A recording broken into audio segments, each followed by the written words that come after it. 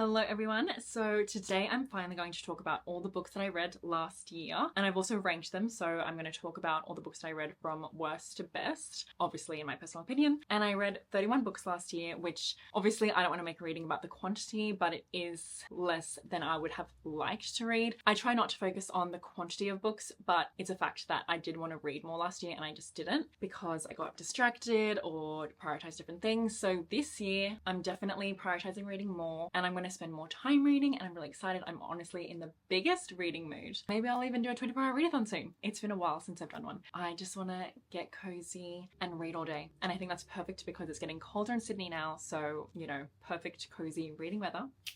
So I'm excited for all my reading plans for this year, but yeah, it's time to talk about last year. I read some incredible books, I read some meh books, and obviously I read some really disappointing books. So we're going to get into all of that. And if you're looking to also prioritize reading more this year and stay focused, I highly recommend Magic Mind. I'm so happy to work with them again on this video because I truly think this is such a great product. So basically I started using them last year and really noticed a difference in being able to stay focused and concentrated on my tasks. So I was taking it every day and then I stopped for a bit, and I've recently started taking it again. So after 7 days is when you really feel the effects, and I can definitely notice that I'm feeling a lot more focused, less distracted, which is perfect because that means I can spend more time reading and not doom scrolling and doing random things that don't actually bring me happiness. So yeah, I just take it in the morning alongside my morning tea. So it's super easy. I feel like I've also just been more calm. I also love that it tastes pretty good because products like this, where you know it's like healthy and good for you, sometimes it can taste funky, but it's nothing like that. It's just a simple shot. You have it, you're good to go. It's a mental performance shot. It comes in this really cute bottle, and it's a super easy addition to add to your daily routine to help you stay focused, motivated, productive, while also reducing stress. And there's over 100% of your daily vitamin C and D per bottle. All the ingredients are of course 100% safe. They're all third-party tested, sourced from the best suppliers. This has also been in development for over 10 years, and it was created with a scientific advisory board with doctors and medical researchers. I love how the brand don't rely on quick fixes when it comes to mental performance. So they focus on tackling mental performance in the long term. I also love that they donate 5 cents from each bottle to mental health charities that help with US homeless communities. I love that they're 100% carbon neutral. I love that there's no risk in buying, because if you're not happy with the product, you have 100 days to get a full refund, no questions asked. They ship internationally to over 65 countries, so if you want to get your hands on some Magic Mind, you can go to magicmind.com/ChloeBunny and use the code BUNNY20 to get 48% off your subscription for the next 10 days or 20% off for a one-time purchase. So thank you to Magic Mind for sponsoring this video and for helping my mind stay sharp. Anyway, so let's get into it. I'm going to start with the 2-star reads. Thankfully I didn't have any 1-star reads for the year. I don't even know if I'll ever have a 1-star read again because I'm just so pro DNF. So if I'm really getting 1-star vibes, I probably won't be finishing it. Anyway, so for the 2-star reads, coming in at number 31, Anxious People by Fredrik Backman. I was so excited for this and I was really enjoying it at first. I remember I started reading it on the plane to Caitlin's when I went to New Zealand, and I was so exhausted on that flight. So I was like, okay, I'm just gonna read one chapter then have a nap. But I was so interested immediately. So I was like,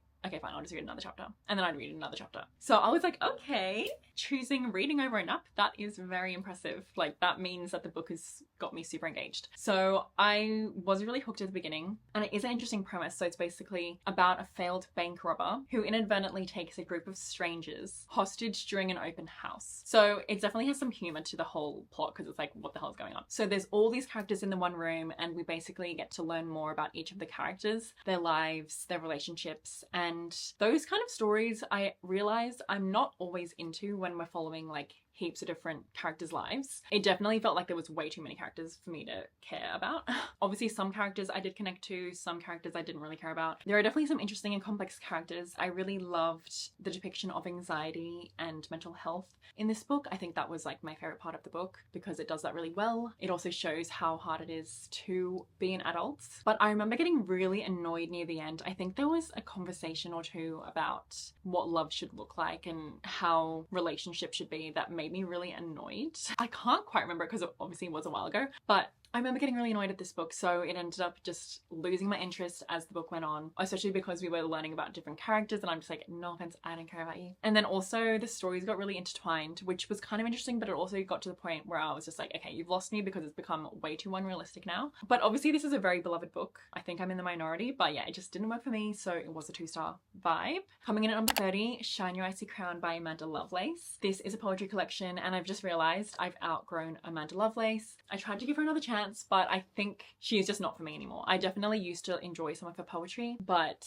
now they just don't hit me. They come across a bit surface level. So I didn't hate it or anything, but it just was like, okay, didn't improve my life in any way. Number 29, Before We Were Strangers. This follows this couple who had a little fling in college. So they were really obsessed with each other in college, and then they lost touch, and then they reconnect 15 years later. I was super into that premise because obviously, you know, interesting, fun second chance romance vibes. And I did like how in the book we got to read from the college perspective, obviously 15 years ago, and then present day. But there was just not enough development in present day. So we obviously see how they developed a connection in college, but then in present day, 15 years later, when they reconnect, it's almost like we were just expected to ship them again because they had that old connection. But I'm like, okay, we change a lot in 15 years. You need to give me more. Like, I need to see how they are still compatible, how they still have this connection, because obviously they're completely different people now. So there was really a lack of building that connection in present day. So I just did not ship them. Also, he was getting on my nerves. He got annoying. I was not into him. So I was not shipping them, which obviously is not fun when you're reading a romance. Sometimes they also acted as if they were like 14, you know, they were supposed to be in their 30s. So that was also frustrating. But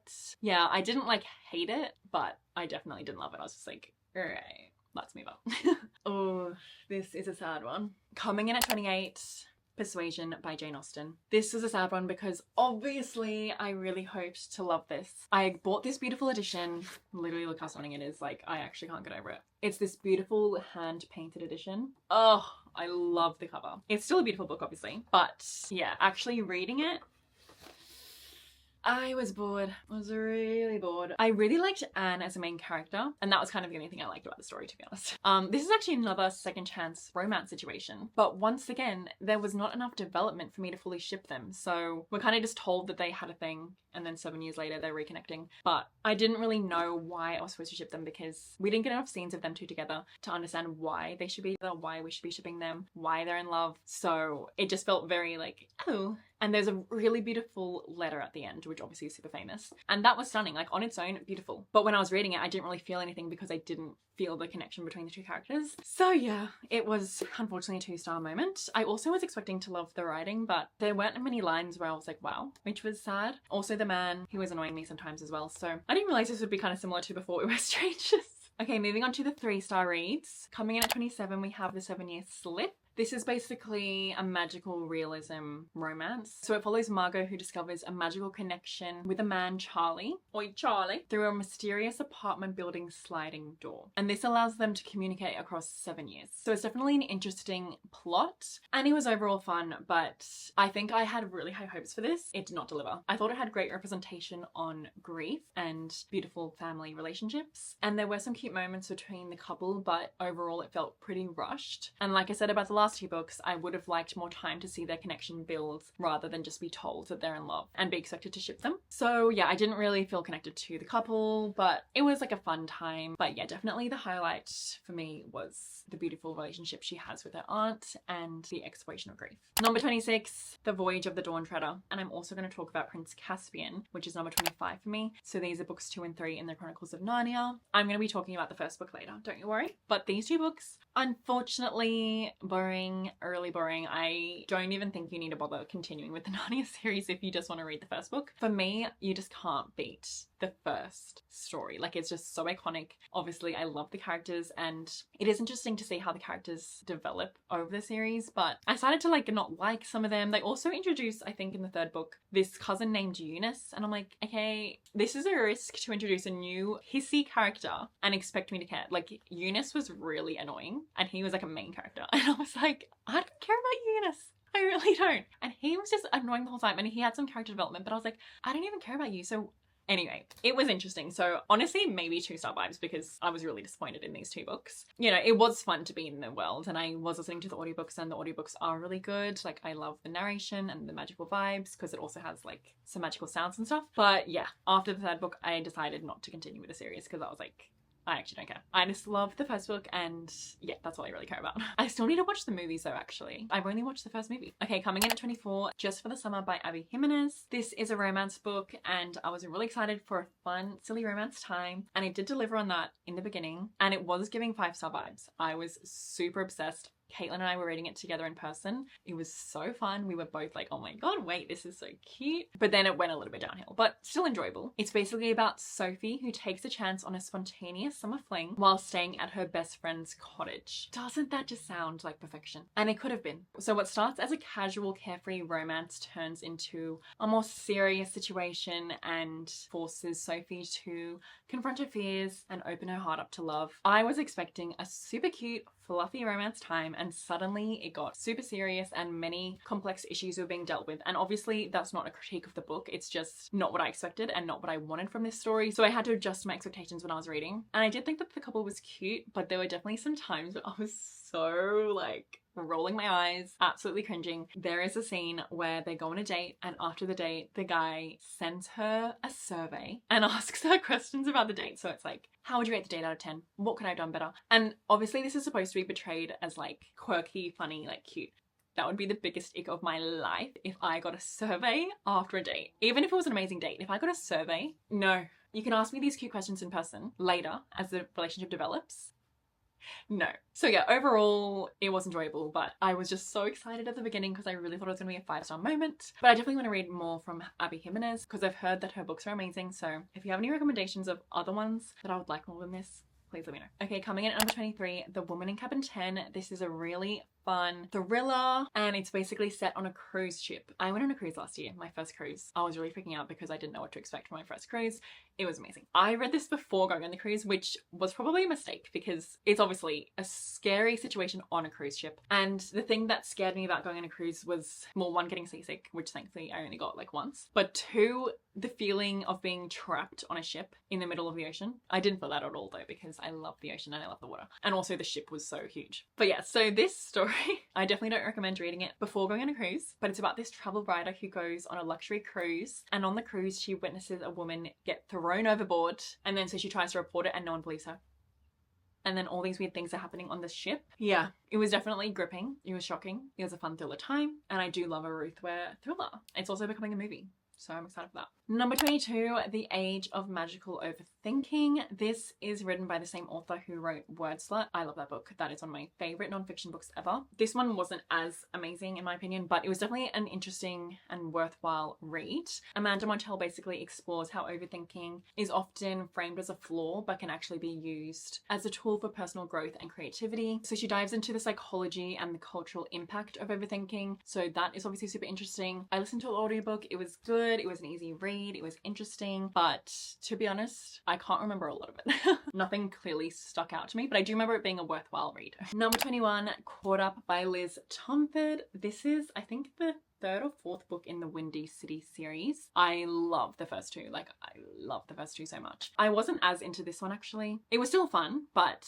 I think maybe I just personally didn't connect to the story as much as the other two. The relationship was cute, but I was not getting the butterflies like I did with the first two books. But it follows a single dad and baseball pitcher, Kai Rhodes, who reluctantly accepts help from his coach's daughter, Miller Montgomery, as a nanny for his son. And obviously they develop a really nice bond, and Miller helps Kai to rediscover fun because he hasn't really done anything fun for himself ever since becoming a dad. So he is trying to learn how to balance being a dad but also doing things for himself and having fun. And Miller's also a really fun chef, and then she has to deal with some of the pressures that come with her job and questioning if she likes her career path. And you know, there's lots of interesting themes being tackled, and it was a good time, but unfortunately I wasn't as obsessed with this one, but still a really cute romance. Moving on to 4-star reads. Number 20, The Rachel Incident. Obviously I had to compile this list and I had to write a few notes for all the books that I read, and to be honest, I did not remember anything about this. I was literally fighting for my life. I was like, what the hell happened in this book? And this was one of my book club reads, so I had to look at my reading blog for that to see what I thought about it. And I did give it 4 stars, which maybe I shouldn't have because I don't really remember much about it. But I said it was well crafted, no critiques, but didn't give it 5 stars because it didn't reach that 5-star level. And it follows the complicated and evolving friendship between Rachel and James, who are 2 university friends, and their bond blurs, and you know, maybe there's a little bit of romance. Their lives intertwine, and basically this book explores the complexities of desire, loyalty, and the messiness of growing up. So I do remember enjoying it, but like I said, it's a bit concerning that I don't really remember anything else. Well, actually, now that I'm talking about it more, I am remembering more now, but 4 stars. Number 19, This Ravenous Fate. This is a YA fantasy that is set in decadent, dangerous, jazz age Harlem. It follows a vampire hunter, Elise, and a vampire, Layla. And it's basically a friends to enemies to lovers. So sapphic vampires set in jazz age Harlem. Yeah, beautiful black girlies. This was so much fun. I actually read this with Kaz. I'll never forget it. We were reading it together in Japan. We were at Disney Sea, I think, and we were in the line, and it was taking 3 hours, I think, to actually go on the ride. So we had a lot of time to kill. So I had my Kindle with me, and Kaz and I decided to read together. It was so fun because then we also got to discuss the book in real time. And we were so hooked, and it really helped the time pass. Yeah, I really loved it because I loved the plot and I loved the romance. And when you get the best of both worlds in a fantasy romance, yeah, so fun. Okay, number 18, Sharp Objects by Gillian Flynn. This was my second Gillian Flynn, which I actually need to read Dark Places because I've also heard that's good, right? But I definitely recommend reading this in one sitting if you can, or within a few days, because I definitely kind of ruined my reading experience because I read a huge chunk in one day, was super hooked, and then I waited a few weeks to finish it. And that definitely was not the vibe for this book. Because it's a short thriller, I think definitely just read it in one day. I think it could have been a 5-star read for me, but because of that, it ended up being 4-star. But it's about this reporter who's forced to go back to her small town to report on these missing children. So obviously we have the children going missing, and then we have the main character confronting her past demons and her relationship with her family. So it's, yeah, super interesting, super complex, really fleshed out characters. I was super engaged the whole time. I didn't know what was going to come next in the plot. And the dollhouse, obviously I won't say spoilers, but whoa. So yeah, an amazing thriller and highly recommend it. Okay, coming in at 17 and 16, The Girl from the Other Side, volumes 1 and 2. This is like a dark fairy tale about this little girl and this beast whose worlds are divided because of this deadly curse. Honestly, I just love the vibes. Like, I love the illustrations, the cozy yet eerie fantasy vibes. And also, I think I finished volume 1. I was like, oh! Like gasping out loud. So yeah, they were definitely fun, but I don't know if I care to continue reading. Let me know if you think I should. But yeah, definitely a fun time. Okay, number 15, Rebecca by Daphne du Maurier. This is obviously a classic and it is a thriller / horror. Honestly, as I was reading, I kept forgetting that it was a horror vibe, and I was like, that's terrifying. And I was like, all right, yeah, it's supposed to be. So yeah, this is a super interesting and engaging story, but I think my main critique is I didn't fully connect with the writing. For some reason, the writing style just wasn't fully working for me. I think I was expecting for some beautiful lines and I just wasn't really getting them. And I just don't know if I was a huge fan of the way that it was written, but there's definitely a lot to unpack in this book. Oh my God, I wrote bicon. Because yeah, I think it's confirmed, or it could be confirmed, that Daphne du Maurier is a bicon, so we love that. But yeah, I think it could have been a 5-star read if I really was obsessed with the writing as well, because the story is super interesting. Like, when I finished it, I was reading essays and people analysing the book, and honestly that's one of my favourite things to do when I read a classic. So yeah, there's a lot to unpack. I also love how the ending leaves you with a lot of questions, because I always find that kind of fun when you're reading a book and you're like, wait, and not in an unsatisfying way. So yeah, really fun, and I read it in October, so it was perfect, like spooky vibes. But yeah. Number 13, A Lady for a Duke. This was such a cute romance. I loved it. It's a romance, it's historical fiction. It follows a trans woman named Viola, which I think is amazing because I just feel like there's not many historical fiction romance books with trans representation. And Viola reunites with her bestie, the Duke of Greasewood, and they kind of, you know. So it's a fun friends to lovers, and I remember having the best time reading this because I was listening to the audiobook, I was playing Animal Crossing, I was having fun. I loved the audiobook. I highly recommend reading it that way. And I thought that their connection was so beautiful, so many stunning lines. I loved getting to see their relationship unfold and them kind of navigating societal expectations and learning not to care about them and just do what makes them happy, and it was really cute. I really, really loved it. Number 13, The Mermaid of Black Conch. This was a beautiful, beautiful story and a super unique one. It's about Akaya, who is a mermaid who was cursed centuries ago, who is caught by a fisherman in the Caribbean island. And as she is rescued, she starts transforming back into a human. And it was beautifully written. It had amazing commentary on colonialism, racism, connection with land, womanhood. There was a beautiful romance. and I loved a lot about this story, but I do remember it being really hard for me to read because it's a super heartbreaking story and I was not mentally equipped in that moment to deal with that kind of story. So honestly, I would love to reread it at some point because it is a beautiful story, but yeah, it's definitely a heartbreaking one. Number 12, The Fake Out. It's a small town romance about this girl who fakes an engagement with this grumpy local hockey star in order to get her family off her back. So they obviously have the fake dating agreement, and obviously what starts off as fake, I'm sure you can guess what happens.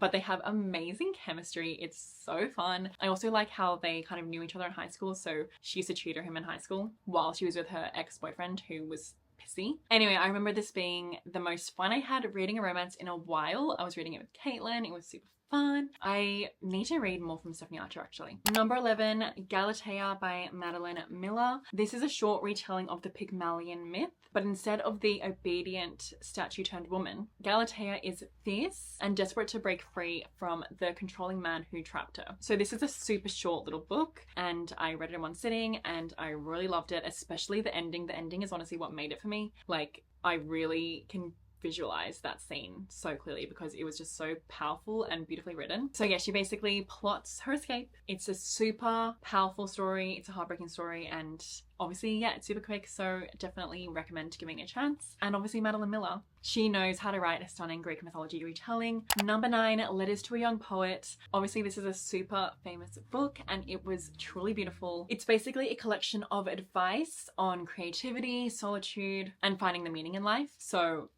of course I'm going to be into this kind of book. Yeah, and it was beautiful, so many beautiful quotes. One of my favorites is, if your daily life seems poor, do not blame it. Blame yourself. Tell yourself that you are not poor enough to call forth its riches. For to the Creator there is no poverty and no poor indifferent place. So stunning. I honestly need to reread it and I need to actually buy a physical copy because I read it on my Kindle, so I want to get a physical copy to annotate it. But yeah, once again, super short, quick read, highly recommend it. Okay, we're up to the 5-star reads. Number 8, You're That Bitch by Bretman Rock. Bretman Rock really makes me laugh and he is definitely an inspiration the way that he is just so unapologetically himself. And I love reading, honestly, anyone's autobiographies, but obviously especially those who I'm inspired by. I just think it's so powerful to be so vulnerable and publish something like that. So yeah, I really loved this one. I thought it was obviously funny, vulnerable, inspiring. He talks about his sexuality, gender identity, race, and how he, you know, rose to fame and everything. And it was just super interesting, super engaging. I listened to the audiobook, I don't know if I mentioned that, but it's narrated by Bretman Rock, which is always fun. And yeah, I just loved it. Honestly, maybe I should reread it. Okay, number 6 and 7, The Horizon Volume 1 and Volume 2. I still need to read the 3rd volume, which is the conclusion. I actually can't believe I haven't read it. But wow, I love these books so much. So basically, I saw this at Books Kinokuniya. It was wrapped, so I couldn't even open it up. All I saw, obviously, was what was written on the back. A world where everything has been lost, a boy and a girl alone together. All they can do is move forward,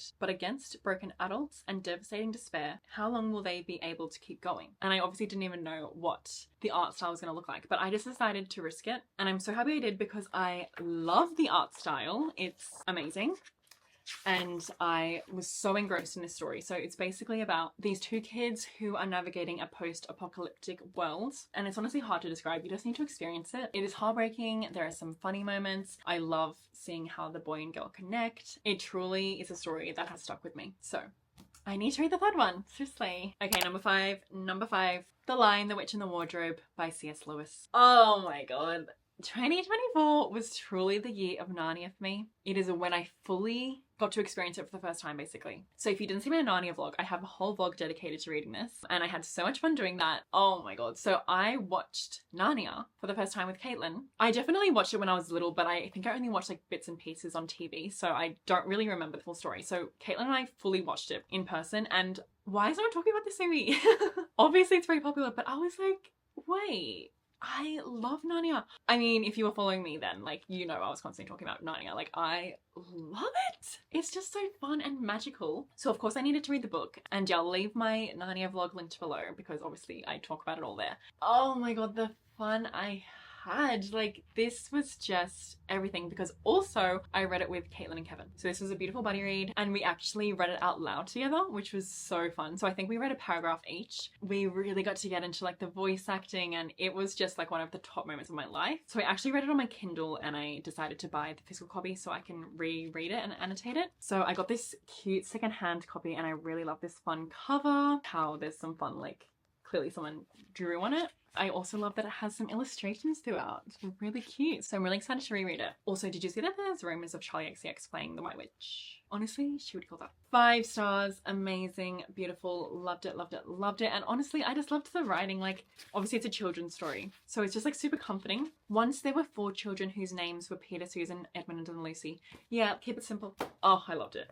Truly loved it. Okay, number 4, The Strange Case of Dr. Jekyll and Mr. Hyde. I love this book so much. Obviously, another classic. I'm so happy that I actually didn't really know anything about this story, and I obviously won't talk about the spoilers now in case you haven't read it, but this was so fun to read. I read it in one day, and it's only 88 pages, but Caitlin and I read it together, and we took like a few, like maybe 6 hours or something to read it, because it's so clear that every sentence was written with such intent, and there's just so much to unpack in every page. So I really took my time reading it. Also, I had so many times to stop and laugh and like discuss it with Caitlin. It's an amazing, amazing book. It follows a London lawyer who is drawn into a series of strange occurrences concerning his old friend Henry Jekyll and the despicable stranger Edward Hyde, a man who seems to epitomize the very meaning of evil. There is a scene that happens on, I think, page 3 of this book that has continued to traumatize me. What the hell? This is horror, and I actually can't believe that scene. But anyway, I just love how this book explores the duality of humans, the duality of society. I love the way that it was written. There was so many funny moments which I wasn't expecting. Like, if he is Mr. Hyde, I shall be Mrs. Seek.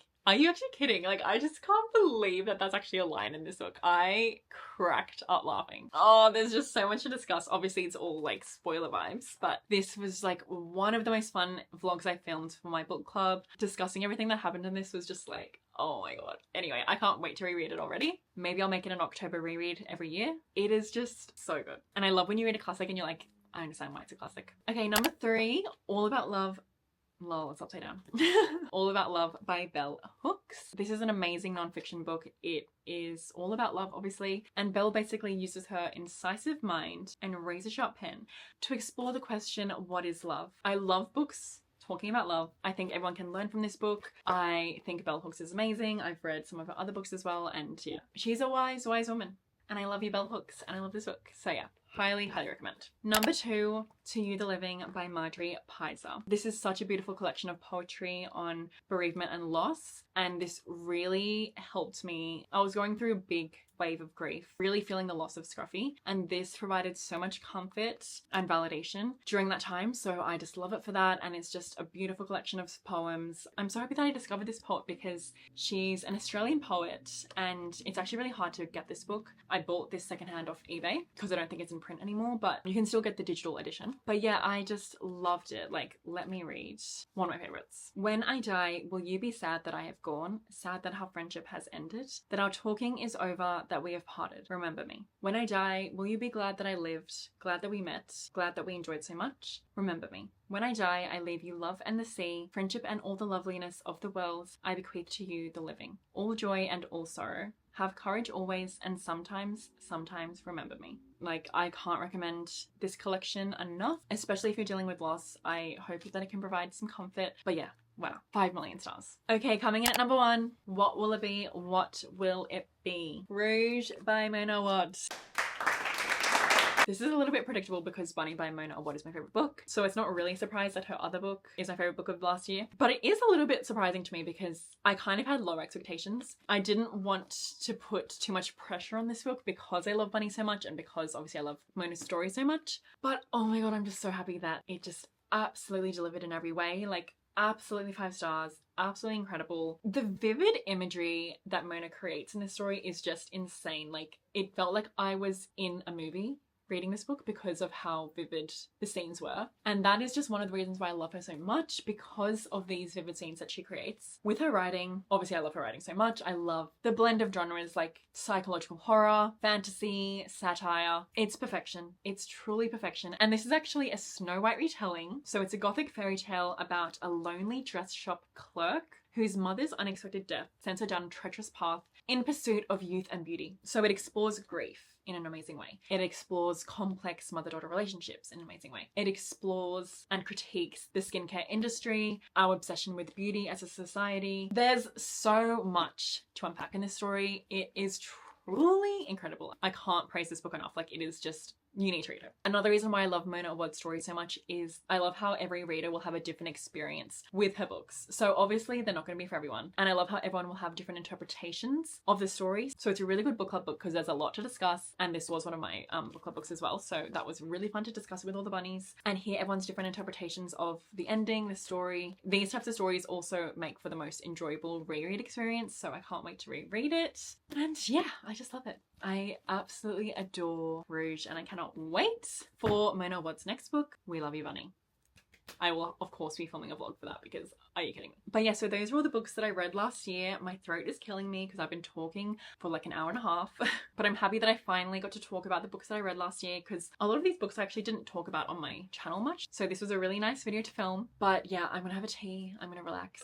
I hope you all enjoyed this video. I hope you're having a good day or night. If you're looking for more content from me, I have my Patreon linked below always. That is where I have the Fluffer Book Club. So we have spoiler-filled reading vlogs every month. We have monthly live shows, other exclusive videos. Thank you once again to Magic Mind for sponsoring this video. And don't forget that you can go to magicmind.com/chloebunny and use my code bunny20 to get 20% off a one-time purchase or 48% off your first subscription for the next 10 days. Yeah, thank you for the support always and stay hydrated. I will hopefully see you in my next video. Bye!